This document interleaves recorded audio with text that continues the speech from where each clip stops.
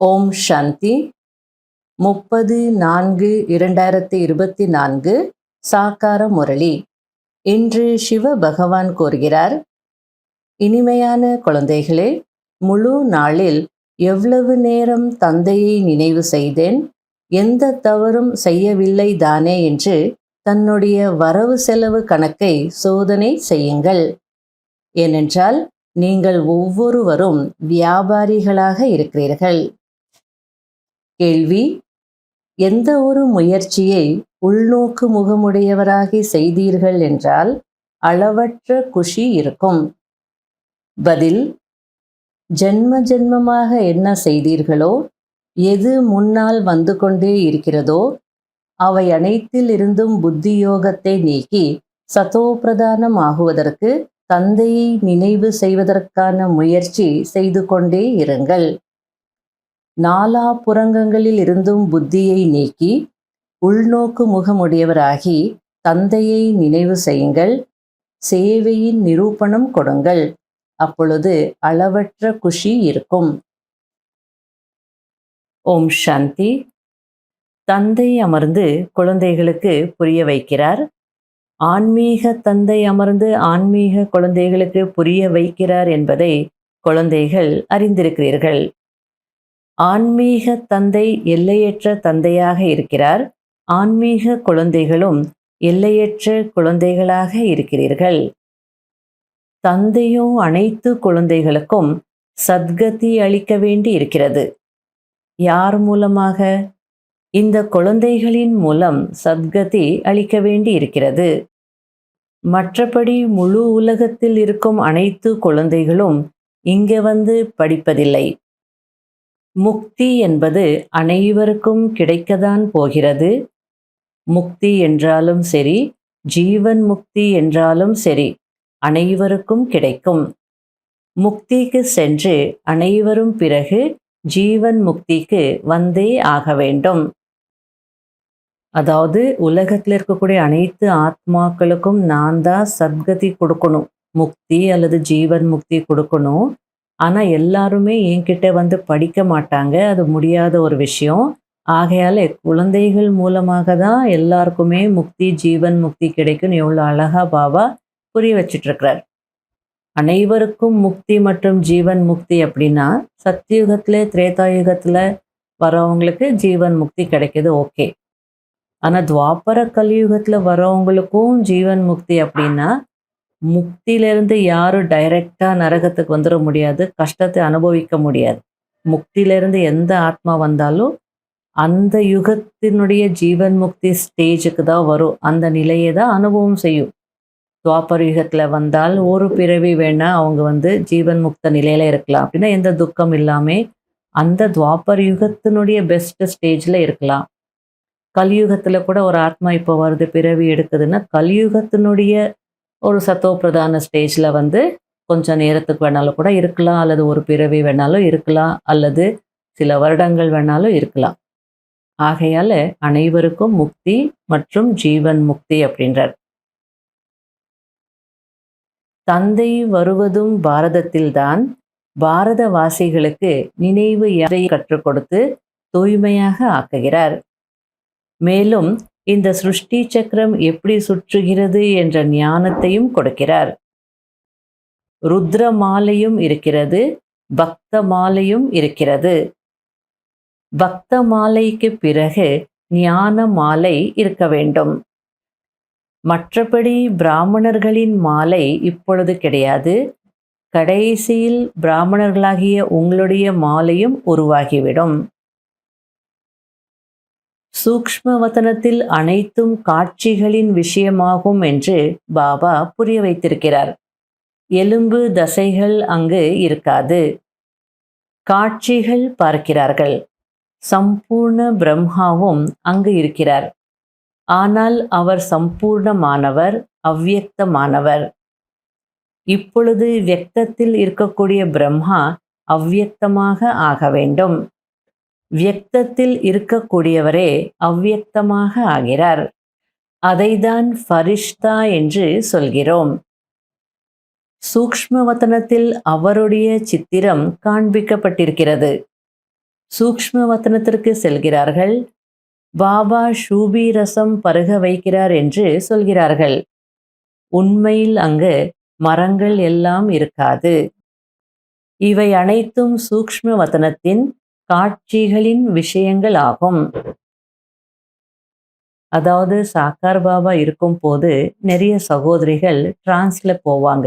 நாங்க சூக்ஷ்ம வதனத்துக்கு போனோம், இந்த காட்சிகளை பார்த்தோம், அந்த காட்சிகளை பார்த்தோம், சொர்க்கத்தை பார்த்தோம், அங்க சம்பூர்ண இந்த பிரம்மா பாபா இருந்தார், அங்க எங்களுக்கு அந்த ஷூபி ரசம் கிடைச்சது, அப்படியெல்லாம் சொல்லுவாங்க. அதுக்கு பாபா கிளியர் பண்ணிட்டு இருக்கிறார். அதாவது சூக்ஷ்ம வதனத்துல நீங்க என்னென்ன பார்க்குறீங்களோ அதெல்லாம் காட்சிகளுக்கான விஷயம், வெறும் காட்சிகள் மட்டும்தான். அங்கே எலும்பு தசையெல்லாம் எதுவுமே இருக்காது, வெறும் காட்சிகள் தான் அப்படின்றார். அதே நேரத்துல ஒரு முறை குல்சார் தாதி வத்தனத்துக்கு போயிட்டு வந்துட்டு, பாபா உங்களை நான் அங்க பார்த்தேன் அப்படின்னு சொன்னாங்களாம். அதுக்கு பாபா மறுபடியும் நீ டிரான்ஸுக்கு போயிட்டு அவரிடமே கேளு, நீ யாருன்னு கேட்டுட்டு சொல்லு அப்படின்றார். உடனே மறுபடியும் டிரான்ஸுக்கு போய் சூக்ஷ்ம வத்தனத்துல அந்த பிரம்மாவை பார்த்து நீங்க யாரு அப்படின்னு தாதி கேட்டிருக்காங்க. அதுக்கு நான் சம்பூர்ண பிரம்மா அப்படின்னு அவர் பதில் சொல்லியிருக்கார். அப்போதான் சாக்காரத்துல இருக்கக்கூடிய பிரம்மா பாபாவுக்கு விஷயம் புரிஞ்சது. ஓ, வியக்தத்துல இருந்துதான் அவ்வியக்த நிலைக்கு போகணும். சூக்ஷ்மவதனத்துல வேற யாரும் இருக்க மாட்டாங்க. இங்க இருக்கிறவங்க தான் முயற்சி செய்து அந்த நிலை அடைஞ்சு போகணும். அதனாலதான் அவருடைய படம் அங்க காட்டிருக்காங்க அப்படின்றது புரிஞ்சுக்கிட்டார். இந்த ஞானத்தை தந்தை மட்டும்தான் கொடுக்கிறார். நம்மை பற்றிய ஞானத்தையும் கொடுக்கிறார். தமோ பிரதானத்திலிருந்து சத்தோ பிரதானமாக ஆக்குகிறார்.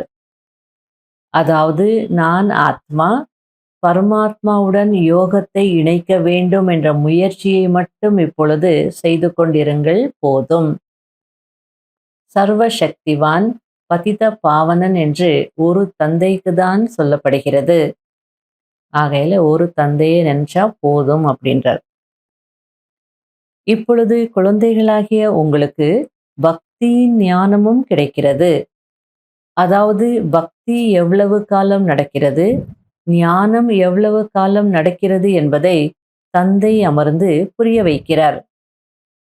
இதற்கு முன்பு எதையும் அறியாதவர்களாக இருந்தோம். அதாவது சத்யுகத்தில் முற்றிலும் சுத்தமான புத்தியுடையவர்களாக இருந்தோம். பிறகு மனிதர்களாகி அழுக்கான புத்தியுடையவர்களாக இருந்தோம் என்பதை இப்பொழுது நீங்கள் புரிந்திருக்கிறீர்கள். தேவதைகளிடம் எவ்வளவு தெய்வீக குணங்கள் இருந்தது. குழந்தைகளாகிய நீங்களும் தெய்வீக குணங்களை கண்டிப்பாக தாரணை செய்ய வேண்டும். இவர் தேவதை போல் இருக்கிறார் என்று சொல்கிறார்கள் அல்லவா? அதாவது இந்த கலியுகத்துல கூட யாருக்காவது நல்ல குணங்கள் இருந்ததுன்னா, பண்புகள் இருந்ததுன்னா என்ன சொல்லுவாங்க? இவங்க தேவதை போல இருக்கிறாங்கன்னு சொல்லுவாங்க தானே. அப்படின்னா அந்த தேவதைகள் எப்படி இருந்திருப்பாங்க? அப்ப நாம எவ்வளவு குணங்கள் கடைப்பிடிக்கணும்ன்றது சிந்தியுங்க அப்படின்றார். முக்கியமான விஷயம் தன்னை ஆத்மா என்று புரிந்து கொண்டு பரம்பிதா பரமாத்மாவை நினைவு செய்வதுதான். இந்த பக்கா நிச்சயம் இருக்க வேண்டும்.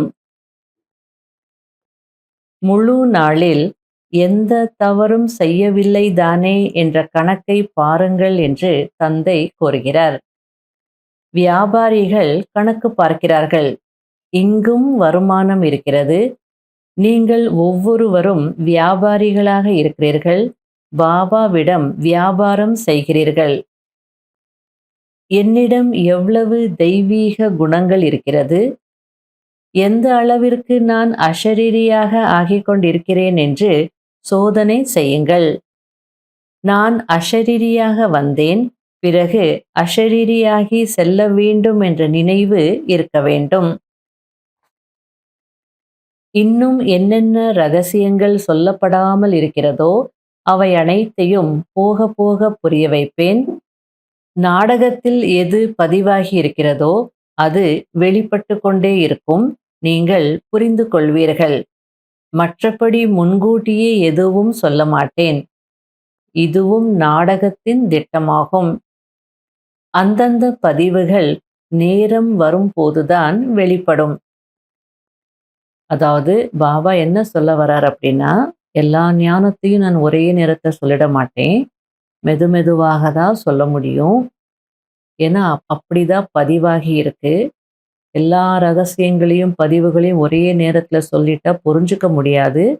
போக போக சொல்லும்போது நீங்களும் புரிஞ்சுப்பீங்க. இந்த உலகத்துல சிடி வேணும்னா ஃபார்வர்ட் பண்ணலாம், ரீப்ளே பண்ணலாம், என்ன வேணாலும் பண்ணலாம். ஆனா இங்க ஃபார்வர்ட் எல்லாம் பண்ண முடியாது. இன் அட்வான்ஸா எதுவுமே நம்ம கேட்க முடியாது. அந்த நேரம் வரும்போது தான் அந்த விஷயங்கள நான் சொல்ல முடியும். நீங்களும் கேட்க முடியும். எல்லாமே நிச்சயிக்கப்பட்டிருக்கு. ரெக்கார்ட் ஆயிருக்கு. ஆகையால இன் அட்வான்ஸாக நான் எதுவும் சொல்ல முடியாது அப்படின்றாரு. அப்படியே சொன்னாலும் உங்களால புரிஞ்சுக்க முடியாது. சப்போஸ் 1950ஸ்லயே பாபா, நான் கொஞ்ச நாள்ல அவ்வியக்த ஆகப் போறேன். அதுக்கப்புறமா குல்ஜார் தாதினுடைய சரீரத்துல வருவேன். அவ்வியக்த சந்திப்பு தான் நீங்க சந்திப்பீங்க. அவ்வியக்த பாலனை தான் உங்களுக்கு கிடைக்கும்னு சொல்லியிருந்தா, யார் புரிஞ்சிருப்பாங்க? யாருக்கு புரியும்? அல்லது யார் ஏத்துப்பாங்க? ஆகையால அந்தந்த நேரம் வரும்போது தான் அந்த சீக்ரெட்ஸ் டிஸ்க்ளோஸ் ஆகும் அப்படின்றார். அடுத்தது பாபா, சப்போஸ் இந்த சங்கம யுகத்துல பாபா குழந்தைகள் யாராவது சரீரத்தை விட்டாங்கன்னா, அவங்களுடைய நிலைமை எப்படி இருக்கும் அப்படின்னு புரிய வச்சிட்டு இருக்கிறார். இங்கிருந்து ஷரீரத்தை விட்டு செல்லக்கூடியவர்கள் நல்ல செல்வந்த வீட்டில் பிறவி எடுப்பார்கள். கலியுகத்திலும் கூட அவர்களுக்கு அங்கு அதிகமான கவனிப்பு கிடைக்கும். இந்த நேரத்தில் கூட அவர்களிடம் ரத்தினங்கள் பதித்த பொருட்கள் இருக்கும். ஆனால் அவர்களிடம் அவ்வளவு சக்தி இருக்காது. சக்தி உங்களிடம்தான் இருக்கிறது. நீங்கள் எங்கு சென்றாலும் அங்கு பிரபாவத்தை ஏற்படுத்துவீர்கள். அதாவது சங்கம யுகத்துல நீங்க சரீரத்தை விடுறீங்க அப்படின்னா, நல்ல முயற்சி செய்திருந்து ஸ்ரீமத் படி நடந்திருந்தீங்கன்னா, கண்டிப்பா செல்வந்தர் வீட்டில தான் போய் பிறப்பீங்க. ரத்தினங்கள் பதித்த பொருட்கள் எல்லாமே அங்க இருக்கும். அப்படின்னா ரொம்ப செல்வந்தர்களா தான் இருப்பாங்க. ஆனா அவங்க கிட்ட சக்தி இருக்காது. சக்தி உங்ககிட்ட தான் இருக்கும். ஆகையில நீங்க எங்க போய் பிறப்பீங்களோ, அங்கே உங்களுடைய பிரபாவத்தை நீங்க காட்டுவீங்க. அல்லது உங்களுடைய பிரபாவம் ஏற்படுத்துவீங்க அப்படின்றார். நீங்கள் உயர்ந்தவர்கள் ஆகிறீர்கள். எனவே நீங்கள் அங்கு சென்று தெய்வீக நடத்தையை காண்பிப்பீர்கள். அசுர குழந்தை பிறந்த உடனேயே அழுது கொண்டிருக்கும். அழுக்காகவும் இருக்கும். நீங்கள் மிகவும் முறைப்படி வளருவீர்கள். அதாவது கலியுகத்துல ஒரு குழந்தை பிறந்ததுன்னா, பிறக்கும் போதே அழுதுட்டே பிறக்கும். அந்த குழந்தை கர்ப்பத்துல இருக்குன்னா, அழுக்கு தண்ணீர்ல தானே இருக்கும். அப்ப வெளிய வரும்போது எப்படி இருக்கும்? எவ்வளோ அழுக்கா இருக்கும். நீங்க இங்க இன்னொரு பிறவி எடுத்தாலும், அந்த மாரி அழுதுட்டே பிறக்க மாட்டீங்க. எல்லாமே முறைப்படி இருக்கும். அழுக்கெல்லாம் இருக்காது. அந்த பிறக்கும் போதே எல்லாரும் சந்தோஷப்படுவாங்க. நீங்க எல்லாரையும் சந்தோஷப்படுத்துவீங்க. இது ஒரு தெய்வீக பிறவின்னு எல்லாரும் உணருவாங்க. சாதாரணமாக இல்ல இந்த குழந்தை அப்படின்னு எல்லாருமே உணருவாங்க. அடுத்தது பாபா சத்யுகத்தை பற்றி சொல்லிட்டு இருக்கிறார். கலியுகத்தில் கற்கள் இருப்பது போன்று சத்யுகத்தில் தங்கமே தங்கமாக இருக்கும். மணலும் தங்கமாகவே இருக்கும். எவ்வளவு தங்கம் நிறைந்திருக்கும் என்று சற்று சிந்தித்து பாருங்கள். அதை வைத்து கட்டிடங்கள் கட்டுவார்கள். அங்கே குளிரும் இருக்காது, வெயிலும் இருக்காது. அப்படிப்பட்ட சீதோஷ்ண நிலை இருக்கும். அங்கு ஃபேன் போடும் அளவிற்கு வெயிலின் தாக்கம் இருக்காது. அதன் பெயரே சொர்க்கம். அங்கு அளவற்ற சுகம் இருக்கும். உங்களைப் போன்று பதமா பதம் பதி, அதாவது பல கோடி மடங்கு பாக்கியசாலிகளாக வேறு யாரும் ஆகுவதில்லை. யார் நன்றாக சேவை செய்கிறார்களோ அவர்களுக்கு சேவையின் பலனும் கிடைக்கிறது. சேவையின் மூலமாகவும் யானை படையினர் யார், குதிரை படையினர் யார், காலாட்படையினர் யார் என்பது உடனேயே தெரிந்து விடுகிறது.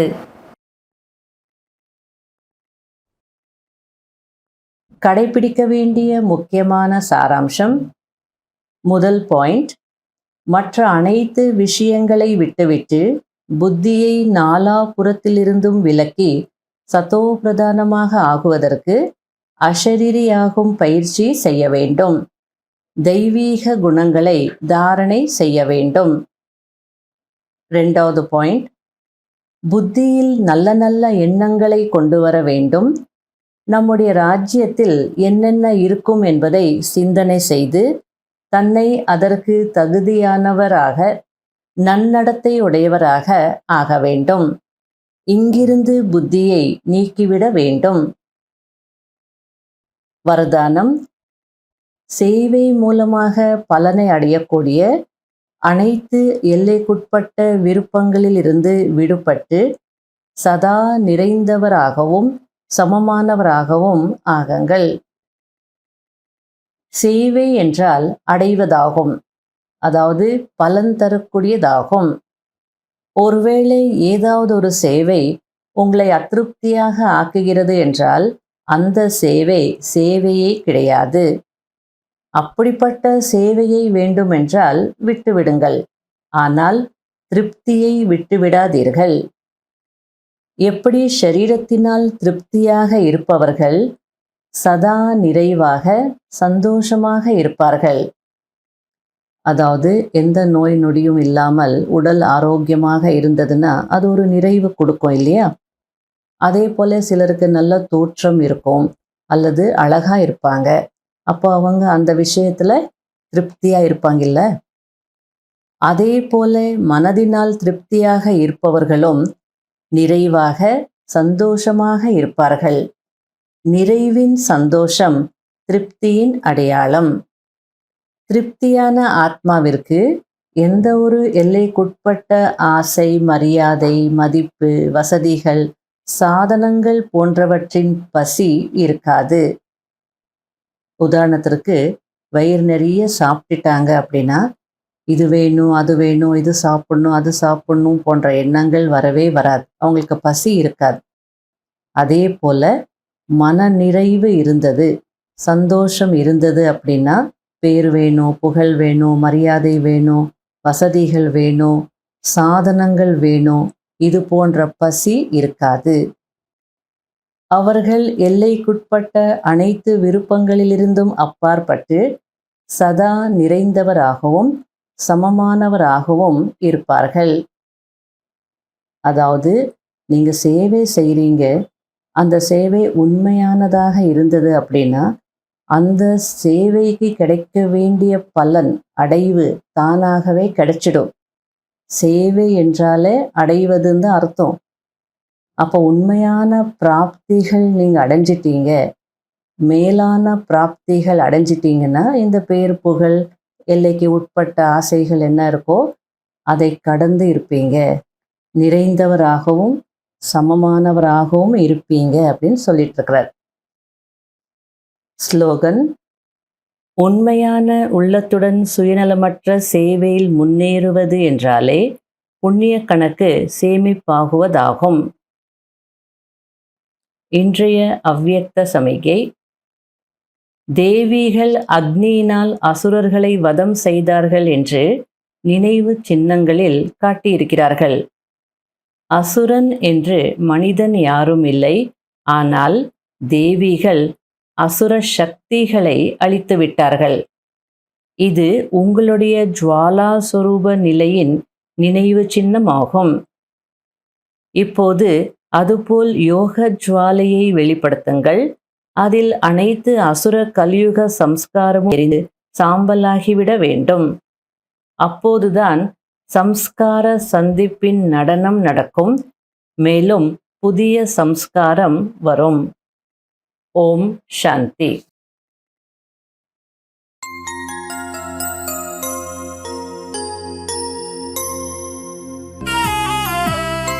கண் கொண்டு கண்டேன் உன்னை, ஞான கண் கொண்டு கண்டேன் உன்னை.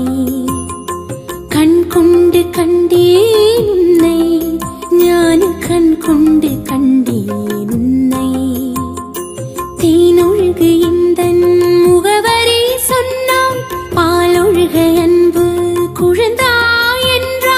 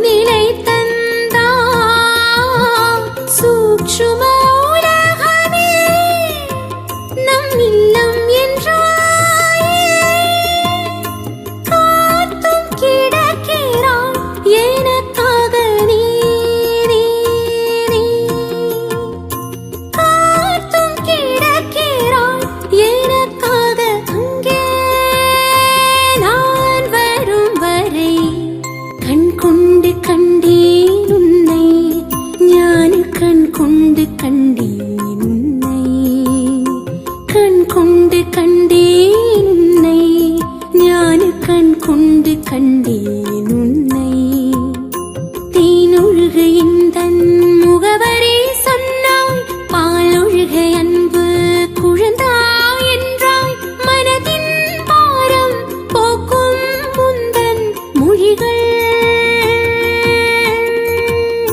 உள்ளத்தின் சோகம் நீக்கும் ஞான கீதங்கள் கண் கொண்டு கண்டேன் உன்னை ஞான கண் கொண்டு கண்டேன்